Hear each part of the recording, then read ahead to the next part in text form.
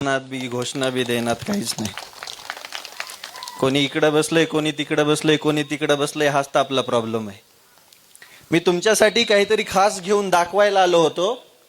ते सगळ्यात आधी विचारणार आणि त्यानंतर बोलणार. हे काय? याने काय दिलं तुम्हाला? जगण्याचा अधिकार दिला. त्या महामानवाची आज जयंती आपण साजरी करतोय. पण हे तुम्ही वाचलंय का? यामध्ये काय आहे माहिती आहे का? यामध्ये काय सांगितलंय माहिती आहे का? बोलण्याचा अधिकार, जगण्याचा अधिकार, माणूस म्हणून जगण्याचा अधिकार यामध्ये दिलाय. पण आपण वाचत नाहीयेत.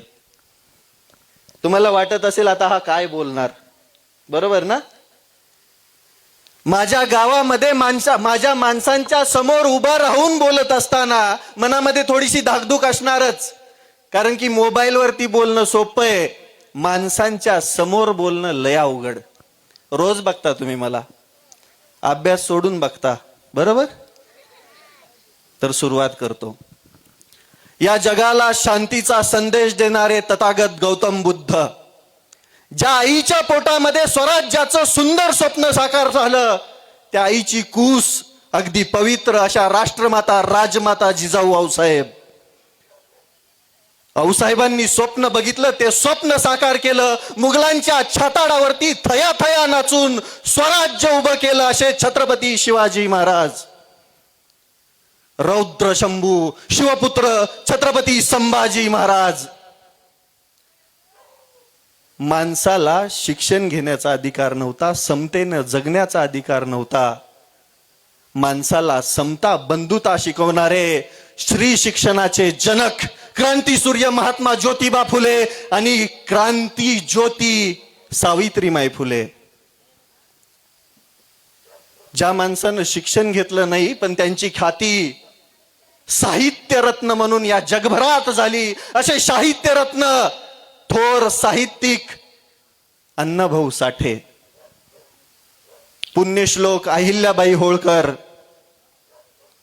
आरक्षणाचे जनक छत्रपती राजश्री शाहू महाराज आणि महामानव बोधिसत्व भारतरत्न विश्वरत्न महाकारुणिक शिक्षणाचा महामेरू भारतरत्न विश्वरत्न डॉक्टर बाबासाहेब आंबेडकरांच्या चरणी प्रणाम करतो आणि सुरुवात करतो बोलायला.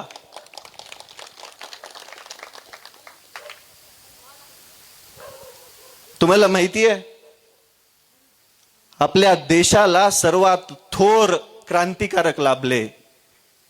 त्यांचं नाव शहीद आजम भगतसिंग राजगुरू सुखदेव, ज्यांनी भारताच्या स्वातंत्र्यासाठी आपले प्राण निछावर केले पण भारताला स्वातंत्र्यच मिळवून दिले.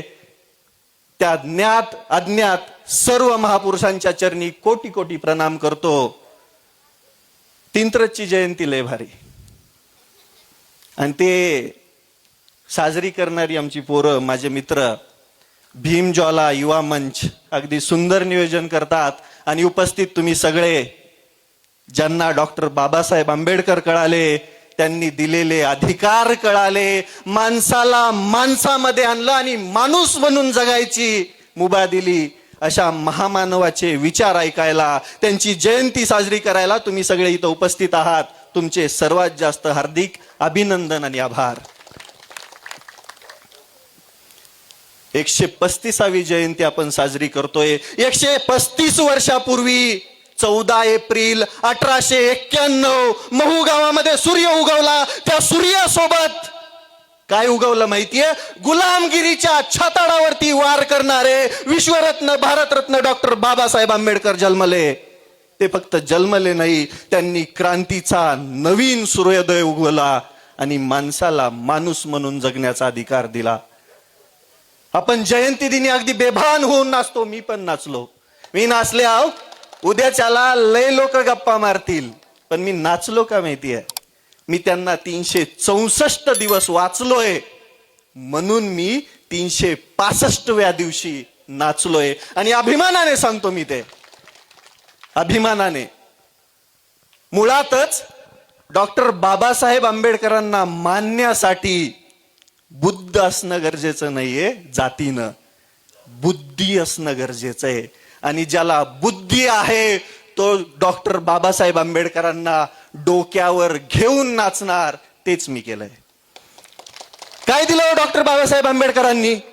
माणसाला जगण्याचा अधिकार नव्हता, माणसाला पाणी पिण्याचा अधिकार नव्हता. गळ्यामध्ये मडकं, पाठीमागे झाडू, माणसाचे पाऊल पडले तरी बुजल्या जायचे. खाली थुकायचं नाही, जमिनीवरती पाणी प्यायचं नाही. पण त्या गुलामगिरीच्या छाताडावरती वार करून माणसाला माणसामध्ये घेऊन येणाऱ्या या महामानवाचे आपल्यावरती लय उपकार, लई लई थोर उपकार. आपण फक्त आता काय करतोय? त्यांना वाटून घेतोय, त्यांना वाटून घेतोय. मागच्या वेळेस आव्हान केलं होतं आणि आव्हान केल्यानंतर यावेळेस जी काही मंडळी जमली आहे त्याच्यामध्ये सगळ्या धर्माचे, सगळ्या जातीचे, प्रत्येक गटामधून, प्रत्येक वर्गामधून इथं जमलेले सगळे बांधव आहेत. आणि हा अभिमान आहे इंतरस गावाचा. मला खूप अभिमान वाटतो माझ्या गावाचा. माझ्या गावामध्ये जाती धर्मावरून कधीच भांडण झालं नाही. का? कारण की इथल्या माणसांना महापुरुष समजलेत, ते हृदयावरती कोरलेत आणि त्या हृदयावरती कोरूनच ते जगतायत. काय दिलं डॉक्टर बाबासाहेब आंबेडकरांनी आपल्याला? फक्त संविधान नाही, त्यांनी खूप उपकार केलेत आपल्यावरती. आणि कोण होते डॉक्टर बाबासाहेब आंबेडकर? अहो, ज्यांच्याकडे 32 डिग्र्या होत्या, 9 भाषेचं ज्ञान होतं, कोलंबिया विद्यापीठाच्या गेटवरती त्यांची मूर्ती आहे आणि त्याच्यावर लिहितंय सिम्बॉल ऑफ नॉलेज, ते म्हणजे डॉक्टर बाबासाहेब आंबेडकर. एवढे सगळं दिलंय आपल्याला. बाळांनो, आपल्याला उद्या झेंडा गाडायचा आहे, त्यामुळं आज कालवा करून काहीच होणार नाही. आधी आपल्याला शिकावं लागेल, ज्ञान घ्यावं लागेल, संस्कार घ्यावे लागतील, एकजूट राहावं लागेल आणि नंतर कालवा करावा लागेल. आज तुमच्या कालव्याला कोणी पण फक्त येच म्हणणार आहे, गब्बस. पण जेव्हा मोठे होताल, जेव्हा हाच कालवा मोठ्याने करताल, प्रस्थापित व्यवस्थेला प्रश्न विचारायला शिकणार, मी माझा शब्द आवरला, त्यावेळेस खरे तुमच्या कालव्याची ओळख होणार. त्यामुळं थोडं शांत. आपण कालवा करू, आपण अख्खा कालवा करू, पण आता ते वय नाहीये. शिका, संघटित व्हा आणि संघर्ष करा असं म्हणणारे डॉक्टर बाबासाहेब आंबेडकर आपल्याला कळाले का? आपल्या गावामध्ये किती उच्च शिक्षित पोर आहेत?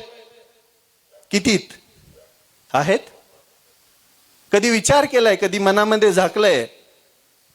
आजकाल लय प्रश्न आहे. काल एक हेडलाईन होती, काका 2 पोरांनी आत्महत्या केली का? लग्न होईना म्हणून. मग मी त्यांच्या जरा आतमध्ये घुसलो, हिस्ट्रीमध्ये घुसलो, ते शिकलेच नव्हते. सगळंच असं ना असावं लागेल ना. तुमच्याकडे बुद्धी पण पाहिजे, तुमच्याकडे चातुर्य पण पाहिजे आणि तुमच्याकडे पर्सनॅलिटी पण पाहिजे. आणि ती फक्त येते शिक्षणाने. ज्याने शिक्षण घेतलं तो समृद्ध झाला, त्याचं लग्न बी झालं, त्याने आत्महत्या केली पण नाही. पण ज्याने शिक्षणच घेतलं नाही त्याचे अवघड आहे.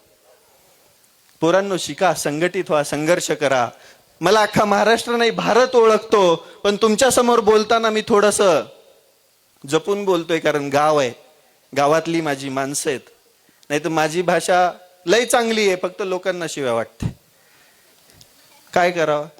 ते म्हटलं झाकणझुल्या. अरे झाकणझुल्याचा काय अर्थ आहे? या प्रस्थापित व्यवस्थेने आपलं रक्त पिलंय म्हणून निघणारा उद्रेक म्हणजे झाकणझुल्या. का? लुटलं हो आपल्याला, लुटलं. काय आपल्या गावामध्ये काय विकास आहे? कोणी केला? कोणीच नाही. कोणता लोकप्रतिनिधी तुमच्याकडे मत मागायचं सोडून दुसरं काही घेऊन आला का? कधीच नाही. आपण कधी प्रश्न विचारले? आपण कधी आपल्या अधिकारांचा वापर केला? मी केला अधिकारांचा वापर. अख्खा महाराष्ट्राचं राजकारण माझ्या पाठीमागे आणि माझ्या सोबत आहे भारताचं संविधान, आणि मी त्या जीवावरती एकदाही मान झुकवली नाही. म्हणून मी डॉक्टर बाबासाहेब आंबेडकरांना डोक्यावरती घेऊन नाचतो. हो, शिकलोय मी, संघटित करत आहे आणि मी लोकांना अधिकार मिळवून देत आहे. त्या प्रत्येक अन्यायाच्या विरुद्ध वार करायचं मी इथेच शिकलोय. मला नाही भीती वाटत. छत्रपती शिवरायांचं स्वराज्य, त्यांचा पराक्रम, त्यांचे विचार, त्यांनी दिलेली शौर्याची शिदोरी हृदयामध्ये साठवली आहे. ती तलवारीची होती. डॉक्टर बाबासाहेब आंबेडकरांनी दिलेली लेखणीची शिदोरी पण हृदयात साठवली आणि मी लढत आहे. असंख्य तुम्ही बघत असाल, मी बोलल्यानंतर अजून दुसरे बोलतात, पण तुम्हाला कधी पण मीच चांगला वाटतो, कारण की मी कधीच संविधानाच्या बाहेर बोलत नाही. का बोलायचं? जे अधिकार आहेत ते वापरून जर या प्रस्थापितांना घाम फुटत असेल तर ते वापरायलाच पाहिजेत, 100% वापरायला पाहिजेत. म्हणून म्हणतो 364 दिवस अगदी बेभान होऊन नाचा, बेभान, काही फरक नाही पडत. पण 364 दिवस फक्त वाचायचंय, एक दिवस नाचायचंय. आणि ते नाचत असताना मी लय एक्साइटेड झालोय, एवढा की बस मला सगळं भेटलंय. काय भेटलंय? मला नॉलेज भेटलंय, मला लढायची ताकद भेटली, माझी भीती मेली, माझ्या डोक्यावरती कोणाचा हात आहे तर या सगळ्या महापुरुषांचा आहे, म्हणून मी लढू शकतो आणि म्हणून मी एवढा एक्साइटेड आहे. का? अहो लय लय हे प्रस्थापित लोक एवढे सोपे नाहीयेत. आपल्याला वाटतं फक्त, लढत असताना लक्षात येतं सारखं पोलीस स्टेशनला जावं लागतं. मध्ये मध्ये तर अटक झाली म्हणून बी बघितलं असेल तुम्ही. मी आपला घरी निवांत झोपलोय, रातचीच मला अटक झाली. कुणी केली काय माहिती. मग सकाळी उठल्यानंतर मी बघितलं की कलम काय लावलेत आहे, तर कलम लावलेली बघितल्यानंतर दिलेल्या फिर्यादीनुसार लावलेली कलम बघितली, स्वतःच मनातल्या मनात हसलो आणि म्हटलं साहेब जर बहुतेक बिंडोक दिसतंय, त्याने संविधान वाचलंच नाही. मग मी पण शेतामध्ये गेलो आणि म्हटलं मला अटक झालीये, शेतामध्येच आहे मी, हेच सगळं माझं स्वातंत्र्य जे आहे, अभिव्यक्ती स्वातंत्र्य आहे, हेच माझं जेल आहे. आणि लोकांना वाटतं अटक होणं म्हणजे चुकीचं आहे. बिलकुल नाही. आजपर्यंत जो व्यक्ती समाजासाठी लढला, ज्या व्यक्तीने समाजासाठी आवाज उठवला, त्या प्रत्येक क्रांतिकारकाला अटक झाली आणि ती अटक एक क्रांतीची सुरुवात होती. आजपर्यंत तुम्ही बघत आलेला आहेत. वयाच्या 23व्या वर्षी भगतसिंगांना फाशी दिली. तिथून पुढे किती वर्षामध्ये स्वातंत्र्य भेटलं भारताला? ठिणगी होती ती एवढी ठिणगी पेटली, वनवा पेटला आणि 150 वर्षाचं इंग्रजांचं राज्य अगदी नेस्तनाबूत झालं आणि भारत स्वातंत्र्य झाला. ती क्रांती आपल्याला प्रत्येकाच्या हृदयामध्ये आपल्याला पेरायची आहे आणि तोच आपला सगळ्यात मोठा अधिकार आहे, सगळ्यात मोठा. जास्त वेळ नाही घेणार आहे, कारण की लयच वेळ झालाय. बोलायला लागलो तर तुम्हाला रात्रभर पण उठू देणार नाही, पण मला काळजी आहे तुमची, भुका बी लागल्या असतील. डॉक्टर बाबासाहेब आंबेडकरांना आपण भारतरत्न म्हणतो, पण माझ्या नजरेमध्ये डॉक्टर बाबासाहेब आंबेडकर फक्त भारतरत्न नाहीयेत. डॉक्टर बाबासाहेब आंबेडकर आहेत विश्वरत्न, ज्यांची जयंती या देशातल्या त्या प्रत्येक, या जगातल्या त्या प्रत्येक देशामध्ये साजरी होते. असे महामानव डॉक्टर बाबासाहेब आंबेडकर. त्यांचे उपकार आपण फक्त एक दिवस बघायचे नाहीत, 365 दिवस रोज त्यांना स्मरून आपल्या अधिकारांसाठी, आपल्या हक्कासाठी लढायचं. तेव्हाच कुठे आपण त्यांचे विचार आत्मसात केले, आपल्याला ते समजलेत हे आपण समजू. काही नाही केलं हो डॉक्टर बाबासाहेब आंबेडकरांनी आपल्यासाठी. सगळं काही केलंय, सगळं काही दिलंय, सगळं काही आपल्याला भेटलंय. भारतीय संविधान आपल्याला अभिव्यक्ती स्वातंत्र्य देतं, भारतीय संविधान आपल्याला जगण्याचा अधिकार देतं, भारतीय संविधान इथल्या प्रत्येक प्रस्थापित नेत्याला प्रश्न विचारायचा अधिकार देतं, भारतीय संविधान तो प्रत्येक अधिकार देतं जो माणसाला नव्हता. अरे पाणी पिण्याचा अधिकार नव्हता, जगण्याचा अधिकार नव्हता, काही काही काही नव्हतं. पण आपण आता म्हणतो ना, कुणी नाही केलं भलं व माय मोठ्याने, कुणी नाही केलं भलं व माय, आणि दिल्लीचं दालन कुणी खुलं केलं. भारतरत्न विश्वरत्न डॉक्टर बाबासाहेब आंबेडकरांचे हे उपकार आहेत. कधी वाचा, त्यांनी लिहिलेली पुस्तकं वाचा, त्यांनी दिलेलं संविधान वाचा. वाचाल तर वाचाल म्हणतात, उगच नाही. पण आता आपल्याला मोबाईल आहे ना, पण मी म्हटलं ना मोबाईल बघू नका, तर तुम्ही म्हणता मग तुम्हाला कुठं बघायचं. वेळ ठरवा. आपण मोबाईलच्या जास्त आहारी चाललोय, पुस्तकांचा कमी वापर चालला, मोबाईलचा जास्त चालला. पिढी कुठेतरी वेगळ्या वळणावरती चालली.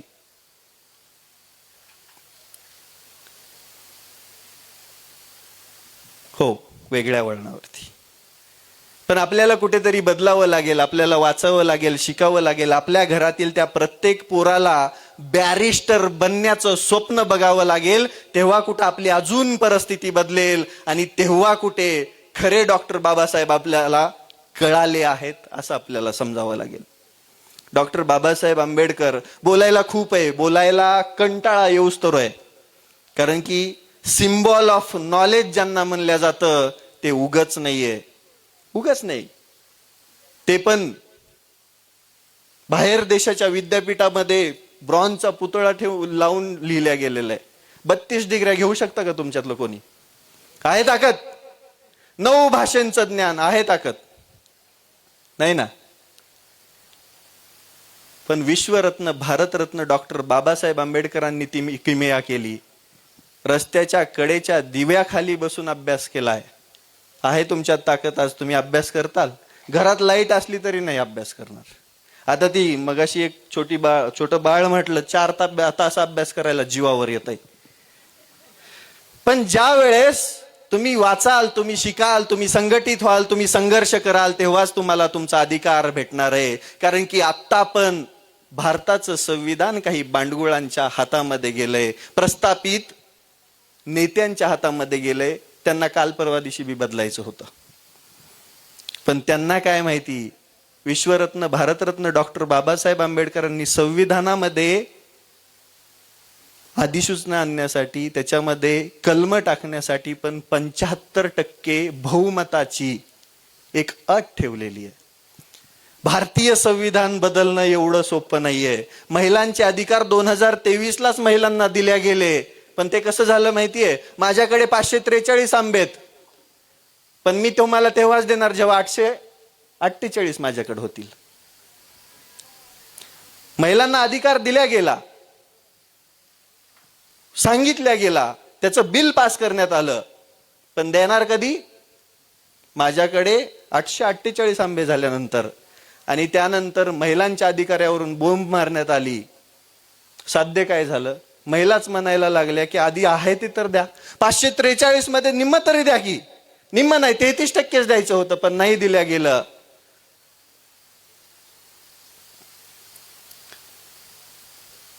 बदल करायला गेले, तोंडावरती पडले. आणि भविष्यामध्ये बी आपण संघटित नसू, आपण संघर्ष करत नसू तर याला अडचणी येणार. त्यामुळे आपल्याला शिकायचंय, संघटित व्हायचंय, संघर्ष करायचा आहे आणि भारतीय संविधानाला कायमस्वरूपी डोक्यावरती ठेवूनच या भारताचा रणगाडा आपल्याला पुढे हाकायचा आहे. आतापर्यंत खूप बोललो, शेवटी एकच बोलेल. तुमच्या घरातल्या त्या प्रत्येक लेकराला शिकवा. मान्य आहे तुम्हाला कामासाठी बाहेर जावं लागतं, तुम्हाला गाव सोडून जावं लागतं, पैसे कमवायचे, पोटाची खळगी भरायची वगैरे वगैरे, पण लेकराला शिकवा. लेकराला शिकवाल तर प्रत्येक गावामधून रविराज सारखं ते प्रस्थापिताला विद्रोही बनून प्रश्न विचारेल असं पोरग तयार होईल. आणि त्याच दिवशी भारतरत्न विश्वरत्न डॉक्टर बाबासाहेब आंबेडकरांचं स्वप्न साकार होईल. हा समाज पुढे जाईल आणि त्याच सोबत या भारत देशाचं नाव या जगामध्ये होईल. एवढेच बोलतो. मला बोलायची संधी दिली त्याबद्दल भीमज्वाला युवा मंचाचं खूप खूप खूप आभार. तुम्ही सगळ्यांनी शांत चित्ताने बसून ऐकलं त्याच्यासाठी पण आभार.